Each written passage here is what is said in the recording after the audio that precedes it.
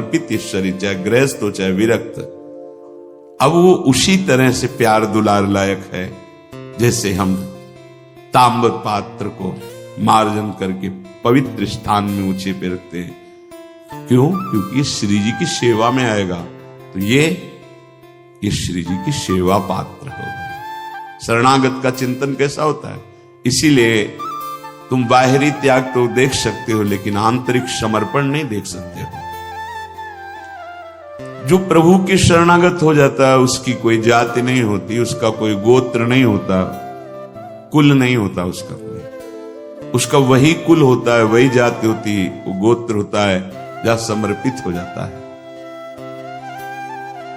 लोक में देखो थोड़ा सा समर्पण, अन्य गोत्र कुल की कन्या जब अपने पति को स्वीकार करती है तो पति का गोत्र और कुल उसका हो जाता है, फिर उसका अलग से नहीं बना। अलग तो वो समझ नहीं पा रहा, इसलिए नहीं, एक ही बना, वो कोई और रहे कुल में, उसका गोत्र अलग है उसके।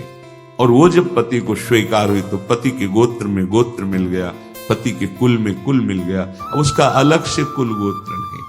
जैसे नदियां जब अलग रहती हैं तो नाम अलग होता है, जब समुद्र में मिल जाती है तो एक ही शब्द हो जाता है समुद्र, ना नदी का नाम रह गया ना रूप रह गया। ऐसे ही प्रेम समुद्र प्रियालाल के शरणागत का गोत्र प्रियालाल है, कुल प्रियालाल है, जाति प्रियालाल है। इसीलिए हमारे प्रियालाल की शरणागति में कभी किसी से नहीं पूछा जाता आपका गोत्र क्या है, कुल क्या है, कौन सी, हमेशा आप हमारे प्रभु के अंश हो, प्रभु के शरणागत होना चाहिए। शरण होइए, बिल्कुल समान व्यवहार आपके साथ होगा, उसमें थोड़ी भी व्यवहार में कि आप इस जात के हैं तो आप इस सेवा में नहीं आ सकते, नहीं। देखो ना, किसी का परिचय नहीं कि आप किस जात के हो, किसी का परिचय नहीं। 10 वर्ष से आप सेवा में हो, किसी का परिचय नहीं। ये यहां मात्र नहीं, मात है आप प्रभु के हो, बस प्रभु के हो के अपने जीवन को प्रभुमय बना दो। सेवक जी महाराज कहते, श्री हरिवंश सुगोत कुल देव जाति हरिवंश। हरिवंश का तात्पर्य वृंदावन में विराजमान सहचरियों के मध्य में प्रिया प्रीतम, यही हमारे गोत्र हैं, यही हमारे कुल है, यही हमारी जात है, यही हमारी साधन है, यही हमारी सिद्धि है। श्री हरिवंश सुगोत कुल देव जाति हरिवंश, श्री हरिवंश स्वरूप हित रिद्धि सिद्धि हरिवंश, सब कुछ प्रिया प्रीतम। ऐसे प्रभु के चरणों में समर्पित जो हो जाता है वो निश्चिंत हो जाता है, निर्भय हो जाता है, निशोक हो जाता है, निशंक हो जाता है। उसके हृदय में किसी भी तरह की कोई चिंता, भय, शोक ये नहीं रह जाता है। पर ये होता वही उसी को है जो संपूर्ण आश्रयों का त्याग करके एकमात्र भरोसा ले लेता है प्रियालाल का, प्रभु का। अब ध्यान से सुनना, जब प्रभु के आप आश्रित हो गए तो अब तुम्हारे अंदर ये चिंता, ये शोक नहीं होना चाहिए कि अभी मेरे अंदर तो भाव सुधरे नहीं। बहुत सुंदर विषय है, हमें कोई उन्नति तो दिखाई दे नहीं रही है, हमारा शरीर भी। समर्पण किसको कहते हैं? शरणागत किसके हुए हो? किस बात के शरणागत हुए हो? ये देखो, शरणागत का प्रधान साधन भगवत प्रेमी महात्माओं के संग से ये होती शरणागति। हनुमान जी नाम जपते, भगवत आश्रित, ऐसे नाम जापक भगवत आश्रित विभीषण जी ने जब हनुमान जी को देखा, उसी समय निश्चित हो गया कि प्रभु ने मुझे स्वीकार किया, और उसी समय से नींव पड़ गई कि अब प्रगट में प्रभु की शरणागति हो जाएगी। नहीं तो साधन तो चल ही रहा था विभीषण जी का, लेकिन शरणागति की बात नहीं थी। परम नाम जापक, परम आश्रित हनुमान जी के दर्शन संभाषण से हृदय प्रफुल्लित हो गया कि प्रभु मुझको भी स्वीकार कर लेंगे। अंततो गत्वा विभीषण की शरणागति पुष्ट हुई, भगवान स्वयं स्वीकार किए। शरणागति होती ही संत कृपा से है।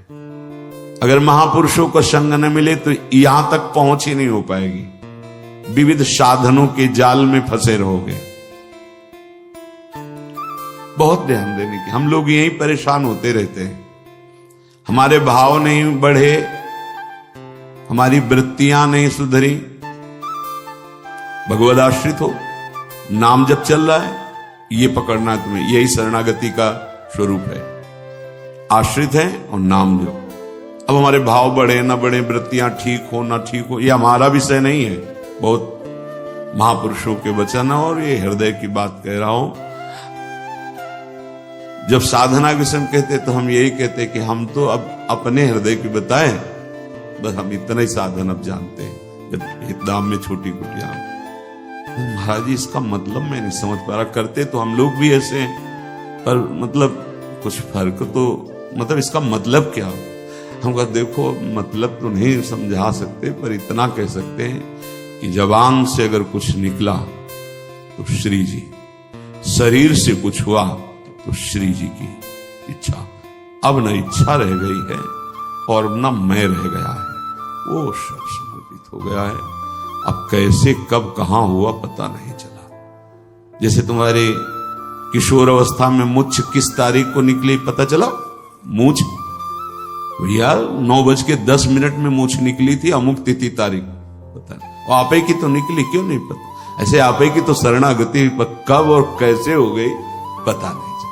निहाल हो गए। सच्ची कहते जो दहाड़ते हैं ना, ये शरणागति है। शरणागति, सिर्फ शरणागति, मेरी लाडली की शरणागति।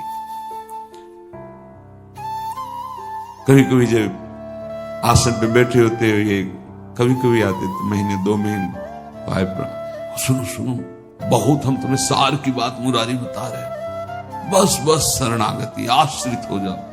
लाखों बार केवल लेके यही सब, आश्रित हो जाओ, भगवद आश्रित हो जाओ, सब संभाल लेंगे, सब वो ठीक कर देंगे। ये ऐसा संग का रंग चढ़ता है, सब छोड़ के शरणागति। शरणागति अंदर से है। उसके कठोर व्यवहार करके भी देखा कोई फर्क नहीं, शरणागति पे कोई फर्क। जब जैसे अब तो महाराज जी आपके ऊपर नाराज है, इससे हमें भ्रम में नहीं डाल सकते। हमारे जो कहेंगे जैसे कहेंगे तो सब छोड़ो इधर, या नहीं प्रवेश, ऐसे नहीं, वैसे वैसे वैसे। शरणागति को समझ जाए तो फिर कोई भय नहीं। अब हमारी जिम्मेवारी कि हमारा मन कहां जा रहा है, हमारी चित्तवृत्ति कहां जा रही, हमारी स्थिति क्या है। आप देखो प्रभु, आप देखो, आपका समय है। मस्ती ना आ जाए उसी क्षण मस्ती आ जाएगी। आप ध्यान से देखना, यदि तुमने संपूर्ण आश्रयों का त्याग करके, तो ये संपूर्ण आश्रयों का त्याग होता ही है केवल संत से, पढ़ने लिखने से नहीं होता। अपने आप जो शरणागति का स्वरूप आएगा वो संत संग। सर्व संगोपहो ही माम, समस्त संगों के त्याग कराने की सामर्थ्य सिर्फ सत्संग में है, सिर्फ सत्संग में।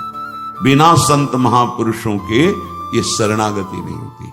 पर ऐसे संत भगवान की कृपा से मिलते हैं जिनका एक भरोसा, एक बल, एक आस विश्वास केवल प्रभु से है। बहुत मुश्किल को एक पाव भगत जी में मूरी, ऐसी शरणागति किसी किसी के हृदय में प्रकाशित होती है। जिसने संपूर्ण आश्रय सहारों का त्याग करके केवल प्रभु का आश्रय ले लिया, अब उसको ये चिंता नहीं करनी कि हमारे भाव, हमारी वृत्तियां, हमारे आचरणों में तो कोई फर्क पड़ा नहीं, सुधार हुआ नहीं, भगवत प्रेम, भगवत दर्शन, ये सब कुछ तो हो ही नहीं रहा। हमें लगता है कि भगवान ने स्वीकार नहीं किया क्या?